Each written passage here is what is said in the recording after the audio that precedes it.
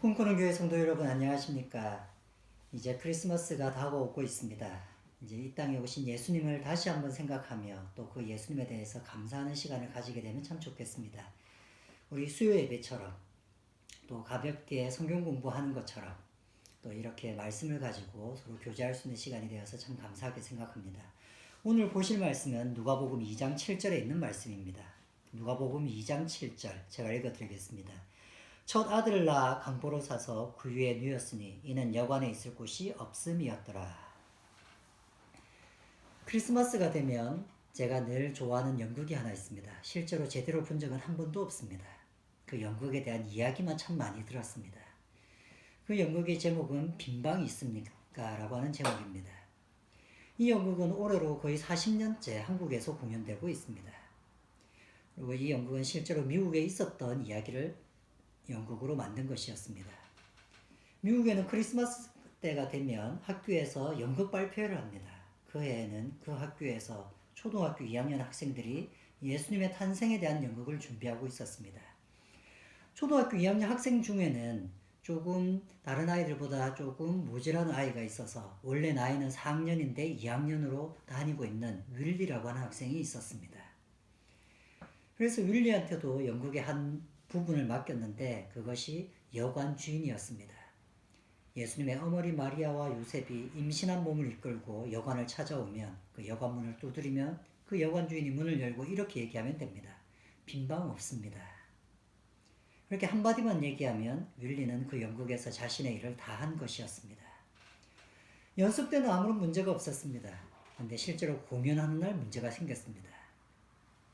요셉과 마리아가 문을 두드렸습니다.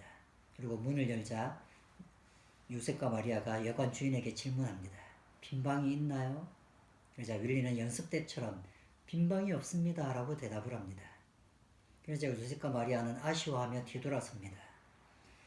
윌리는 이제 문을 닫아버리면 됩니다. 그런데 실제 연극하는 날 윌리는 갑자기 뒤돌아서서 가고 있는 요셉과 마리아에게 잠깐만 빈방이 있어요 라고 대답해버린 겁니다. 그냥 가려는 요셉과 마리아를 붙잡고 빈방이 있다고 말한 것입니다. 순간 2학년짜리의 그 요셉과 마리아는 당황하기 시작합니다. 어떻게 해야 될지 순간적으로 어떤 애드립으로 탈출해야 될지를 모르고 있었습니다. 마리아는 거의 울상이 되어버렸습니다. 옆에서 밑에서 지켜보고 있는 선생님은 원리에게 요셉을 놓으라고 그냥 빨리 보내주라고 조그맣게 얘기합니다. 근데 윌리는 그 선생님과 대화하듯이 이렇게 얘기합니다. 그냥 제 방을 쓰세요. 어떻게 예수님을 마구간에서 낳게 할 수 있겠어요. 그냥 제 방을 쓰세요. 이러면서 그 어린 요셉과 마리아를 붙잡고 있는 것입니다. 요셉과 마리아는 화를 내다 못해 마리아는 울기 시작합니다. 그리고 다른 학생들도 연극이 망쳐졌다고 막 울기 시작하고 막 화를 내고 있는 것이죠. 그러자 그 아이들의 반응을 보고 윌리가 그렇게 얘기합니다. 하나님 용서해 주세요. 제가 연극을 망쳐놨어요. 근데 어떻게 내가 마리아라 요셉을 그냥 보낼 수 있어요? 우리 집에 그냥 방이 있어요. 예수님이 우리 방에서 제 방에서 태어나면 될 것 같아요. 예수님을 어떻게 바깥에서 태어나게 할 수 있겠어요? 그렇게 혼자 얘기하고 있는데 그 장면을 보던 모든 학부모들은 일어나서 박수를 치기 시작합니다. 그리고 눈물을 흘리기 시작합니다. 실제로 있었던 이 이야기는 1977년 가이드 포스트라고 하는 잡지에 실렸고 그 이야기를 들었던 우리나라 사람 최종률이라고 하는 연출자가 1980년대에 이것을 윌리의 성탄절이라는 제목으로 대본으로 만들었습니다. 그리고 그것을 매년 연극을 공연하기 시작을 했었습니다. 이 연극은 우리나라에만 있는 연극이고 40년째 아마 올해는 되지 못할 걸로 알고 있는데 40년째 매년 크리스마스만 되면 우리나라에서 공연되고 있었습니다. 왜 사람들은 그 윌리의 반응에 그렇게 감격했을까요? 왜 일어서서 기립박수를 쳤을까요? 아마 제일 감동적인 부분이 있었다면 진짜 예수님을 살아있는 사람으로 생각하고 그분에 대해서 윌리가 반응했기 때문일 것입니다. 윌리는 그 연극을 하면서 그 연극에 몰입하는 순간 예수님이 진짜 이렇게 태어나시면 안 된다고 생각했던 모양입니다. 어떻게 예수님 같은 분이, 내 죄를 대신해서 죽으셨던 그분이 저렇게 추운 곳에서, 저렇게 허름한 곳에서 태어날 수 있을까? 그럴 순 없지. 그래서는 안 되지. 아마 그 마음 때문에 그것을 지켜봤던 사람들은 감동했던 것처럼 보입니다. 예수님이 우리와 똑같은 사람이고 예수님의 부모님들도 우리하고 똑같은 사람이었기 때문에, 그런데 그분이 저렇게 허름한 곳에서 태어날 수는 없지. 크리스마스가 다가옵니다. 그런데 예수님이 이 땅에 오셨다는 것을 우리는 이미 다 알고 있고 예수님이 앞으로 어떤 인생을 사실 것인지도 우리가 다 알고 있습니다. 그래서 우리는 당연히 이렇게 생각합니다. 예수님은 그래도 괜찮아.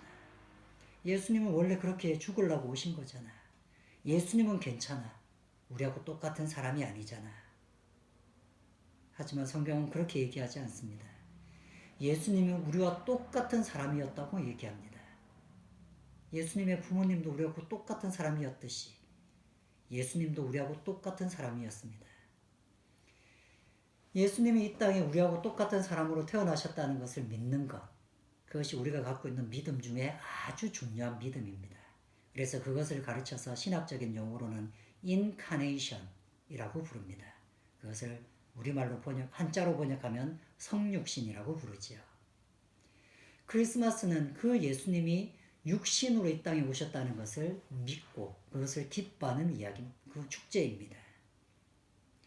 그 예수님이 오셨던 그때, 그래서 모든 사람들이 즐거워하고 좋아하는 그때, 우리가 잊지 말아야 될 것은 그도 우리하고 똑같은 사람으로 태어나셨다는 것입니다. 그래서 오늘 우리가 읽었던 성경 구절에는 그 예수님이 태어나셨을 때 그 모습이 어땠는지 이렇게 설명하고 있습니다.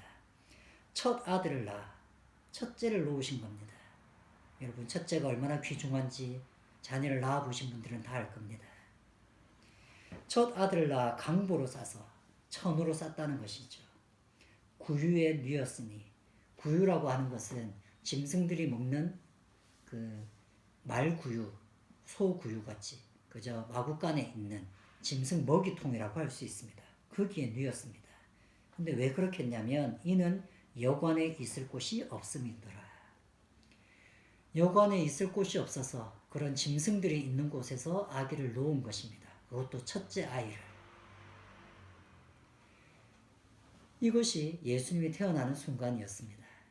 그래서 아무도 알 수 없는 곳에서 아주 초라하게 태어난 것이 예수님의 탄생이었습니다.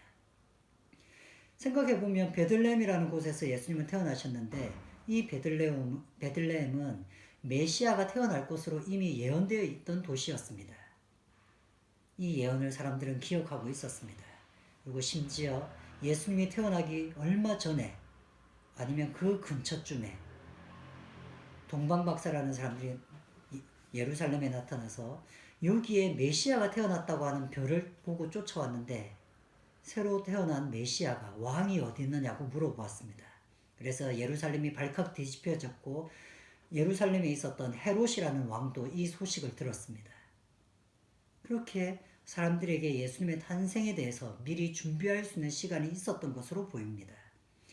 또한 예수님이 태어나셨을 때 하나님은 천사를 통해서 들판에서 양을 치고 있는 양치기들에게 예수님, 우리의 구원자가 태어났다는 것을 알려주었습니다. 그래서 그 양치기들이 와서 보고는 야, 실제로 천사가 얘기했던 아기가 태어났구나라고 얘기했었습니다. 그럼에도 불구하고 어느 누구도 예수님이 태어난 것이 널리 전파되거나 그 이외에 다른 손님들이 있었던 것은 아닙니다. 예수님의 탄생은 매우 초라한 모습이었습니다.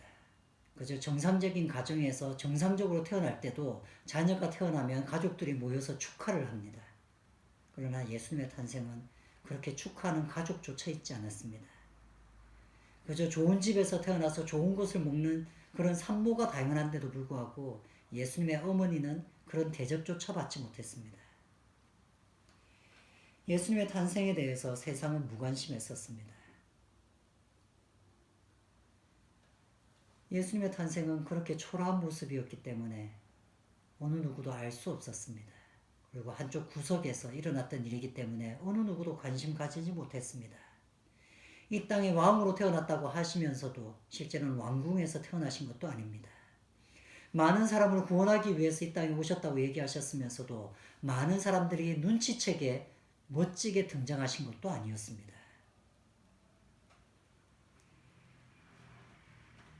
예수님은 우리와 같은 죄인의 모습으로 이 땅에 오셨을 뿐만 아니라 우리가 태어나는 것보다 더 초라하게 태어나신 것이었습니다. 그래서 하나님께서 알려주시지 않으셨다면 예수님이 어떻게 태어났는지 그 당시 양치기들은 알지 못했을 것입니다. 예수님을 발견하는 것은 항상 그렇습니다. 예수님은 드러나서 보이지도 않고 예수님은 자신을 잘 보이는 곳에다 갖다 놓으신 것도 아니었습니다. 그저 하나님의 음성을 듣고 찾는 사람들이나마 겨우 찾을 수 있는 것이 예수님의 모습이었습니다.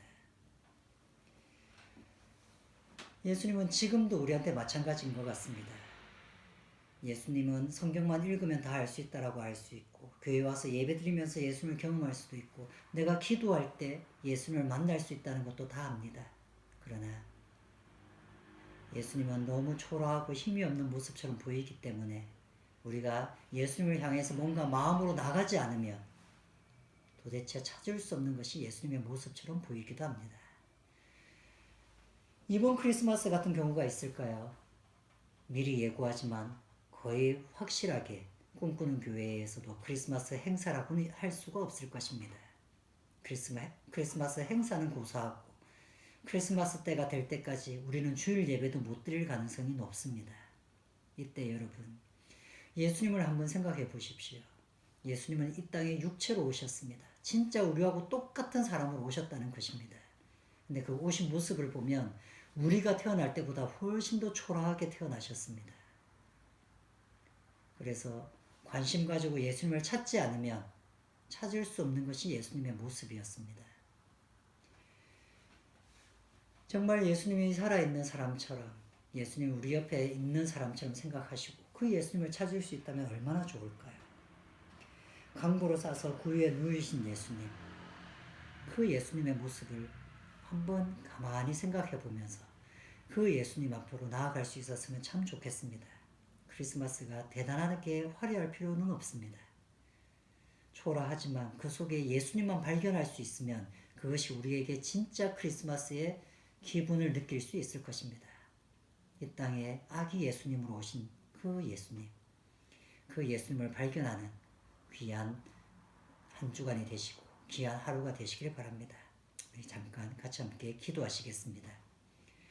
하나님, 우리가 예수님을 알아가기 위해서 그렇게 힘없고 연약한 아기 예수로 오신 것을 기억하게 하여 주시옵소서. 특별히 우리 가운데 예수님을 아직 모르는 자들이 있다면 그 예수님을 발견할 수 있도록 주인도해 주시기를 간절히 원하오며 예수님의 이름으로 기도드렸습니다.